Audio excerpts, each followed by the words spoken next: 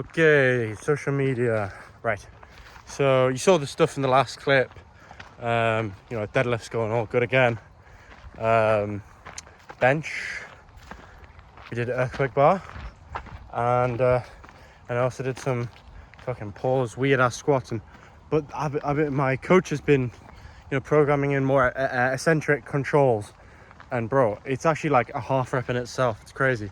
So I've really been benefiting from all of those. But what I want to talk about mostly here is social media. So let's get cracking with that. So first thing, I'm going to talk about my personal experience with social media, and then I'll get into some more things that social media can affect in powerlifting, essentially. So first, I'm sort of going to give a small chronology to kick this off, and then I'll talk about what I've learned throughout my experience. So I started basically year 7. So year 7, 8, 9, 10, 11. If you guys have like grades in America or anywhere else in the world, it's basically just 11 to 16-ish. So the further on you get in those years, the older you get. So basically, yeah, you guys know school. I'm an idiot. So year 7, I downloaded social media, had a really bad experience with it off the bat, right? But I still wanted it, obviously, because it's addictive, and I was 11, so I didn't really understand. And so, I deleted it because my parents were like, had restrictions and stuff at the time. And then I downloaded WhatsApp, crazily. I know there was a lot of restriction, only in year 10, which is crazy. That's like 15, 14 kind of time. And then I started powerlifting, and I felt amazing. And then come March 2025, which is when I was like 15 kind of area, I was powerlifting at that point, and I downloaded Instagram. And immediately what I noticed is that, holy shit, there's so many people doing crazy shit. I just thought it was the pros, and then there's a bit of a gap. But no, there's people all throughout powerlifting in every stage that are like properly fucking going for it, if you know what I mean. There's like, it might not be a Will Ball 930 total, but there's tons of 93s in the 800s and the 700 kilo total kind of area. So I need to watch out. I need to step up my game, and this sort of gave a bit of a mental pressure. And then over time, sort of like try to phase out of social media, but I thought that it taught me quite a bit in terms of like what I hold, like, in terms of like right or wrong, socially, culturally, politically, which I'm not going to go into because this is a powerlifting channel. But I sort of, came to realize that, and then, tried my own reasoning and all that kind of thing. And basically just, have sort of stayed with those conclusions. And so then getting into now, I started to notice, holy shit, I'm spending a lot of time on Instagram that I really don't need to be. And this is taking up time, obviously, powerlifting. I have A-levels as well. I have a social life. I have a girlfriend. So, this is time that I can't really be wasting. Especially this point in my life is very, like, transformative, if you know what I mean. Like, this could be the start of my career, or this could be, just, like, my career not taking off the ground. So, yeah, so I've got to be careful with this. So basically about a week or two ago, I deleted Instagram, uninstalled, so that I could reinstall it and stay active with a weekly post, right? That lasted about a week and a half, and then Worlds came about, and I had mocks in the exact same week. So I reinstalled it to look at Worlds, and I put on my Instagram caption, if you guys seen that as well. I had this little policy where I would sort of, what's it called? I would uninstall if I was tempted to, like, scroll or like open social media as soon as I open my phone. So that worked quite well, and that's still the case. It's still Worlds going on as I'm recording this. Hopefully while I'm editing it as well, and when I upload it, because hopefully I should just get this out pretty much straight away. But next week I will be uninstalling again. My experience so far with social media, and this experience with like any addiction really, I think, is that you uninstall it at first, or like you stop doing it at first and you feel great, And then comes, you know, a week and a half, and you start feeling like real shit. Like, because your dopamine source is all out of balance now. Your hormones might be a little fucked. So then you start, then you start, you know, craving a little bit. But then over time, if you manage to get over those cravings, it just gets easier. Like, it progressively just gets easier. It's kind of like fasting in a sense, that you have these big pulses where, you know, you really want to go back to it, but then once you overcome that, you kind of gain a little bit of self-respect and integrity, and then you're like, no, fuck this, I'm not going back to it.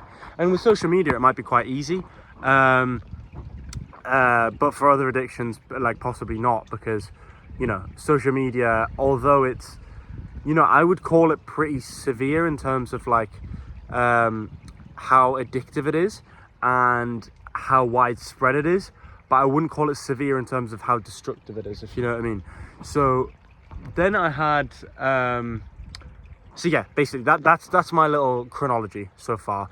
And to get into sort of like how it affects you, I want to start off by talking about a little bit about like radicalization and sort of extreme standpoints on stuff. So because the algorithm basically strives on you being rage baited for literally like its money, because if you stay on social media, you see that adverts, so they're going to want to keep you on it. So what they do is they push you into an ideological sort of corner and then throw everything in the fucking world at you that's going to piss you off, because they know that through studies, outrage is the biggest factor that'll keep you in that space. So basically the key is to not be rage baited. If you've ever seen like that fucking gif with like the dog yapping on and the monkey is just like, you just got to be like that. So yeah, the key is not to be rage baited. To start off with, that's one big way you can get over stuff. And another one is not to be radicalized, because if you're not radicalized, then it's much harder to be rage baited. And I'm not talking about like, you know, what political, cultural, fucking gender bullshit, you know, all that stuff. That I'm not talking about controversial stuff. I'm talking about if you sit within these ideologies, whatever it is, right? You got to be able to reason, and you can't hear the opposing standpoint or another standpoint and like fucking lose your shit mentally and just get really annoyed, because that's exactly how they grip you.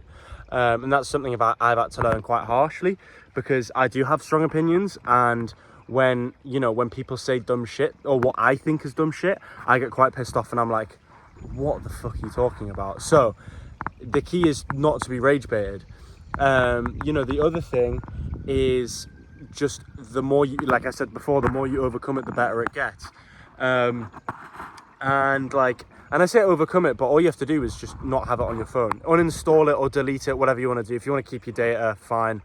But to be honest, if you're not creating content, or you're not, you know, posting what you're up to every now and again, like, I mean, like once a week or once a month, like, because I know a few friends that like to post and stuff. So if audiences like them, then this probably applies. Then just uninstall it. Just go into your settings if you're on Apple. I don't know if this is the same for other phone usage, but just go on settings and go on iPhone storage, go on the app, and then you can offload the app. So you keep your data, but you just uninstall the app for now. Yeah, but I would recommend just getting off of Instagram, TikTok, Snapchat altogether, to be honest. Any form of short form content. Same with YouTube Shorts. Yeah. So, and then you have stuff like time, which is where, you know, that really is a big thing, because if you're addicted, not only is it destructive in terms of dopamine and motivation, but it's also restricted in terms of time. Because you're just not going to have the time if you're fucking scrolling through 2 hours a day. You could be picking another hobby up, or, you know, you don't even have to pick up a hobby. You can just like enjoy your own peace for another 2 hours a day, or spread your workload out across hours more evenly, right?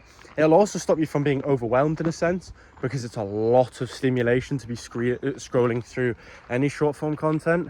So it's nice not to be overwhelmed in a sense. So it'll give you peace and clarity of mind, but also give you, you know, this whole thing. So there's so many benefits in a sense. However, I do want to get into some drawbacks before I talk about more benefits, because it's important to sort of balance the two out. Although I do think benefits, pros outweigh the cons. So drawbacks is that, you know, it can be aesthetic. It can be really nice just to make a good bit of content, or put out a wholesome post or some bullshit like that, right? Or see what your mates are up to. it's nice, and you get to support your friends and stuff. And another thing is that you are now sort of independent of any like mainstream like media or anything like that, right? So it's nice to like not have to constantly, I mean, you do have to constantly question what you're consuming. That's the very nature of, you know, consuming anything really. But like, no, see, this is my opinions coming through, and I don't want to do that. So that's one thing. If you don't like, you know, mainstream media, then go for that.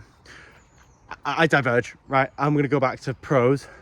You know, and then you also have dopamine. So you will not appreciate most parts of your lifestyle as much. And I'm speaking, you know, this whole thing affects athletes. Like, don't get me wrong, this whole thing affects athletes, right? Because I believe, you know, your social and your cultural and values and your own lifestyle is highly impactful on powerlifting. Because if you can't, like, because think of it, right? If your social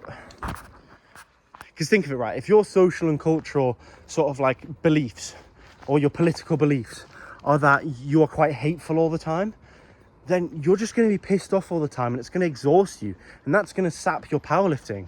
So that's definitely something to look out for.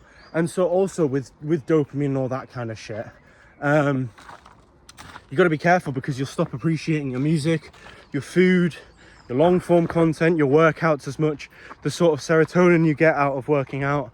And you know, if you have a partner, all those types of things, you're going to appreciate less, because you're so stimulated that your sensitivity to that stimulus has gone way down. And so it takes a lot of stimulus to get you, you know, stimulated, which can also push you into worse addictions like drugs, fucking porn, gambling, you know, all these kinds of things that are like very destructive. Like social media, don't get me wrong, I think it is destructive, but like these things are so much more destructive, so much more addictive. Not as widespread though. That is one thing. But yeah, no, it's a huge thing to just get off your phone. Like, I can't tell you the difference that it makes. At first you'll feel grouchy, but then you'll get kind of peaceful, and it's nice to just be peaceful. Yeah, so what we covered so far: dopamine sensitivity, sort of like information, all that kind of shite. Oh, misinformation, that's it. Yeah, so if you're an athlete, if you're just a regular person, any information you get off social media, people can just get on the fucking social media. Like literally, Jordan Peters, which is an old, I think he's like one of Dorian Yates' old training partners. If you don't know who he is, look him up. He was a really iconic bodybuilder. Said some really good shit back in the day in Birmingham. And yeah, basically, even he said this shit. Like, social media, there's so much noise. There's just so much fucking noise all the time, right? And sometimes that can be a nice thing, because yeah, you're seeing what your friends are up to, you're seeing what athletes are up to, you're seeing, you know, what the fuck going on in the world right now. So it's nice to stay updated sometimes and connected. But at the same time, sometimes it get a bit much. So you might just want to get off of that. And you might not want to have to worry about checking shit all the time. Just listen to, you know, training professionals like fucking Ed Cohen, the Australian strength coach guy. I don't know his actual name, that's terrible. And you know, fucking like Louis Simmons. Like, there's so many different like people who you can listen to, and there's like hours of this, like Joey Flex. Like, there's hours of this kind of content where you can listen to powerlifters just speak about this shit, or even athletes, right? Just like other athletes, because powerlifting is quite a small sport, right, compared to other sports. So if you're not in powerlifting, you're listening to this as like, you know, a bodybuilder, strongman, literally like anything but a powerlifter. It's probably a bigger sport, and there's probably more information out there that you can like get your hands on. So like for powerlifters, yeah, it's great, but for other people, fucking hell, what you doing, mate? Because you have all this shit at your hands, and you're wasting your time on, you know, short form content. And I'm not shaming you for that. By the way, this is one big thing as well. With any addiction, with any social media, with any like fucking, you know, all this kind of addictive content, right? Shame is like the worst thing in the world for someone. Trust me, I've been there. I don't really want to go on about it, because like, I like got a lot of heckle for this last time I talked about this online. But for those who know me, you'll know what addiction I sort of have gotten over. Some might be able to guess, I don't know. But like, bloody hell, when someone shames you for it, essentially, all you've got is that source of dopamine. That's why you're so dependent on it, etc. So anytime someone shames you for it, you feel like shit. And then what do? You go back to the only source of dopamine you have because you feel like shit. That's exactly what drove you in there in the first place, is feeling like shit. So if you're thinking about talking to somebody about, you know, their addiction, or, you know, even just like someone you don't know and you just want to like shame them for it for some reason because you're just a fucking hateful bastard, right? Don't do it. Don't do it. It's a terrible thing. All you're doing is causing them more harm by shaming them, is because they're just going to feel like going back into that rabbit hole even more, because that's the first cause in the first place. So yeah, don't fucking do it. It's a terrible idea. It literally spirals them even more when you know, they hear about that shit, because trust me, I had that experience myself, and you know, it's pretty basic like psychology in that sense. But yeah, and just psychology in general as well. Like, I lead on very quickly to that, in the sense that if you're not on social media, you have more time to think. And if you have more time to think, you have more time to understand yourself, your impulses, your, you know, what makes you happy, what makes you stressed, what is like high cortisol, low cortisol, is like a very, you know, non-scientific social media-y term for like what's stressful, what's like, you know, like what's cool, if you know what I mean, for you. And so yeah, no, you have more time to think about that. So like, and you have more mental space to think about that as well, because you're not constantly stimulated. So I could go on forever, right? And I don't want to drag this video on past 20 minutes because that'd be crazy. Because I know I said I'd keep my video short, but of course this is social media, right? I will issue on social media. We'll talk about this, and this affects so many people, especially Gen Z and millennials, etc. Because it's something we kind of grown up with, in a sense. Our formative years were on social media, just like mine are right now. So yeah, so I'm gonna end the video here, but do your research. I would say just experiment with it yourself. It really isn't that hard to just spend, you know, 3 weeks off of it just to see what it's like. I feel like after 3 weeks or after 4 weeks, you would actually feel like what it is like to be off social media. And give it some time, be patient. And yeah, I would say, you know, go for it yourself, think for yourself, try for yourself, and I'll see you guys in the next one.